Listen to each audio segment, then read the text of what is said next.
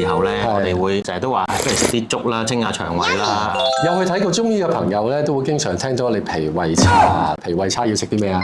脾胃差咧，其實都睇下你係咩情況啦。譬如話我哋有病嘅時候咧，我哋會成日都話，不如食啲粥啦，清下腸胃啦，食淡啲啦。自己都唔想咁 heavy 啊。係啦，即係你見到好多濃味嘅嘢擺晒喺你面前，其實你都唔想食。係啦，咁我哋咧有病啊或者腸胃唔好嘅時候咧，其實就想佢食一啲稀飯啦，即係叫粥啦嚇，咁啊減低我哋胃部嗰工作啦。係啦，即係食完我又可以瞓下覺啊。同埋咧就係話，喂我病緊，好似話傷風感冒咁樣啦，第一都會胃口差嘅。咁啊啲人話，我食啲熱粥啊，咁啊逼啲汗出嚟好似舒服啲喎，咁樣都有咁嘅可能性喺度嚇。咁但係咧，譬如話有啲咩人係唔食得咧，其實就係話我可能胃酸過多啊嚇，你突然間咧太多粥水入去個胃嗰度咧，有機會會引起嗰啲胃酸倒流嘅。係啦，咁所以咧都要留意啦，就唔係話喂我係咪都適宜食粥嘅？